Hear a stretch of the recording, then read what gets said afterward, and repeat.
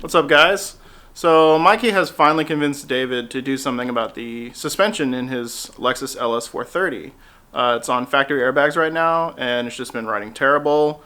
They keep going out, and he's started dealing with all that.